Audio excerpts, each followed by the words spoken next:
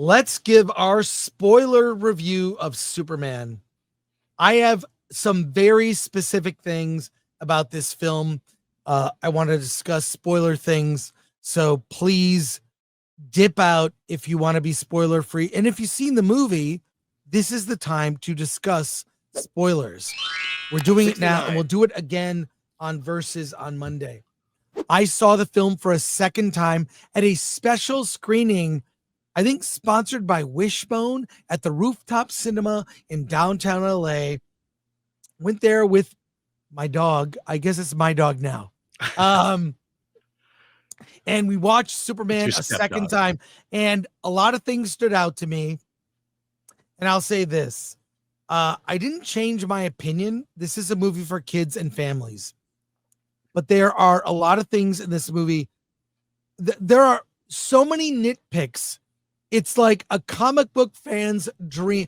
This will spawn conversations for months in comic book stores across the country about, I hated this, but I like that. This was cool, but this was god awful. And so I have to ask right. You. But there I have to ask you. Yes. I have to ask you. Second viewing, did the movie get better or did it get worse? The things that bothered me less. The things that I enjoyed, I'm a glass half full guy.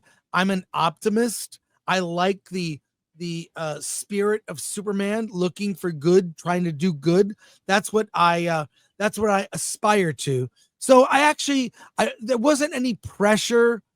When I first saw Superman, I actually James Gunn Superman, I felt nervous in a way that was, I can only describe as like when I saw Force Awakens and did not like Force Awakens. I mean, I despise that movie and J.J. Abrams, but I saw James Gunn Superman a second time, and it was fine. It was fine. And in fact, some things like the music, and I saw what James was trying to do. This is really, and I think of myself as a young boy seeing Superman in the theater for the first time. This, I think, is really for a different generation. What I'm saying is I'm old, and I actually like Man of Steel better. Okay. I like a more adult storytelling. I didn't like all the things that Zack Snyder did, but there is something really big in Superman that stood out, that bothered me the first time, and it bothered me more upon second viewing. That's Superman's parents, Jor-El and Lara. Of course, we hear the message that you see. The first part of the message, they talk about doing good, how much they love him. And then when the engineer repairs the machine, and bad guy. Yeah, the bad guy repair, and we get the full message, which is then translated. We learn that they're basically evil, sending Superman to conquer Earth, that humans are stupid, unevolved simpletons, and he should go and have a harem and spread his seed, the Kryptonian seed, and conquer and rule over Earth. Now, I'd assumed when I first saw it that, like, well, in the end, of course, Lex lied. He paid off those experts, and that's not what they said. No, the movie ends with, that's what he said. And this is the huge change. This is the worst part about this movie. I'll tell you exactly what. And now I see why he did it, right? It's like, my parents are evil. I'm rejecting my birth parents, and I'm accepting my adopted parents. And we see a montage. The very end of the movie is Superman. The Superman robots play this video because it calms him to see the video of his family, hear their message to him. Then at the end of the movie, he's sitting down. The robots repeat what they said in the beginning. Here, let's play some video from your parents, but it's his adoptive parents with a montage of like home videos of Clark as a young boy, and his parents just being playful and being like good parents to him. His sort of the Kents, the sort of Kansas Tucky parents, Kansas Tucky parents in the mobile home. Bubba no Clark. We say Bubba no Clark. And he's watching the videos of his adoptive parents rather than his birth parents. And what you know what that does? It's not like when Luke Skywalker learned that Darth Vader was his father. What did he do? His mission was, I can feel the good in him. I can turn him. Well, Superman does not have that opportunity. What this turns Superman into is Rey. Rey from Star Wars, in one of the most terrible ideas. Rey's lineage, Rey's grandfather is Palpatine, the Emperor. She is Rey Palpatine. Good. And his evil parents, Jor-El and Lara, are evil, but Superman is good. I hate this. I've always loved the way they handle Jor-El in the 78 Superman. I think Krypton in Zack Snyder's Superman looks amazing. Even the penis rockets with General Zod, where they go up to be outcast, they're in effectively penis rock. Go look at it. I despise this. I think it's one of the worst things about it. It doesn't, and it's not, that's not going to age well. They could retcon it somehow in a future movie. I don't know. But the problem with Superman is the overcorrection from Zack Snyder, and the humor takes every earnest moment and deflates it. I never felt anything deeply in this. The things I look, about less than half the humor lands. It's fine. I like Crypto. Cute dog. That's fine. But Superman never gets to be authoritative. He's almost like naive about his power. Now he came out as Superman at 27. He's now 30, according to the prologue, which was that whole 3 centuries ago, 30 years ago, 3 years ago, 3 months, like it just, okay, I get it. All right. You thought that was clever. Maybe on the page, but I really despise this aspect of Superman. It hasn't changed my review. I tweeted my thoughts, has not changed. So I give the movie credit for a lot of things, but this huge spoiler about the movie, this dramatic change, I do not like. I do not like at all. What it says, you can reject your parents. It's a weird thing that I mean, George Lucas turned that into a whole story for the OT in Star Wars. This is a horrible change. I have more to say, but Alan, I want to hear your thoughts. Yeah, I need to respond to. Please do. So, like I said, I'm a Marvel guy, not a DC guy. My knowledge of Superman is from the movies and from the first 6 issues of the John Byrne run. That's pretty much my knowledge, and I think that's generally America's knowledge of Superman in terms of lore. But being a Marvel guy and going through the Marvel Cinematic Universe, starting with Iron Man, this idea of lore and how valuable lore is, they've changed lore constantly.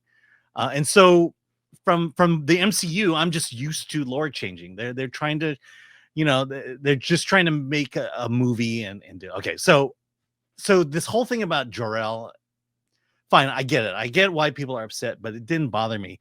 I'll tell you what really bothered me, though. Look, Superman, the issue, what I liked about Superman and about the whole Jor-El thing is the idea, and I'll bring in the whole immigrant stuff that James Gunn brought up, being an Yeah. immigrant myself. Yeah. But it's the reality is that the people we are and the values we hold have nothing to do with our ancestors and our history from hundreds of years ago. It is often and almost purely the way we were raised and the parents who raised us. And so this idea that Superman believed that that only hearing that first message, of being good and stuff like that, and then to have Ma and Pa Kent raise him as a good person with good Midwestern values, to me that was the heart of at least the Superman arc, was realizing that he is not bound to the evil nature of his parents. What he was bound to were the values that his parents, Ma and Pa Kent, raised him on in Kansas. My issue with the movie is that James Gunn had a great opportunity to say that these were American values: truth, justice, and the American way.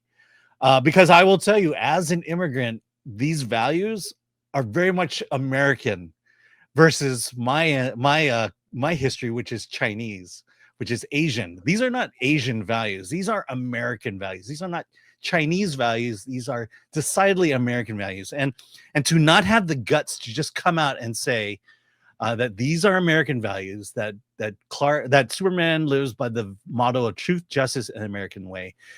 To me, that is much worse than changing the lore of Jor-El.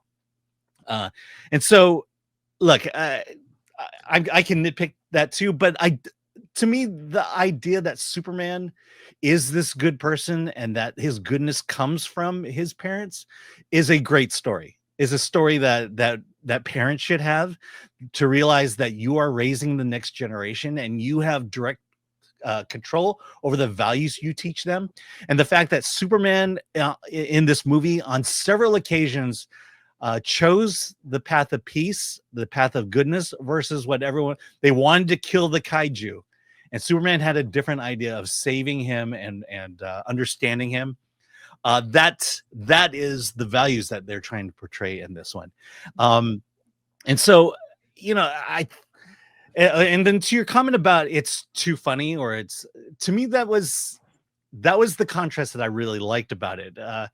Look, this world is very weird. It's very goofy, but there are two people who are normal in this world, and that's Clark and Lois. And Right. to me, that was the contrast that I really liked about it. That here's two people just trying to make sense of this weird world they live in, and that they've both chosen the path of goodness and of hope and of positivity. And so I think this speaks to the fact that we see this movie in very different ways, and that we come to it from very different ways. And so, yeah, and that is ultimately why I like this movie much better than you did, and why I hate the Zack Snyder version. Well, here's the thing. Hold on. Let me just say this. Sure. This movie is fun. The Zack Snyder version is not fun. That I would agree, but I'll say I didn't hate the movie and I didn't love the movie.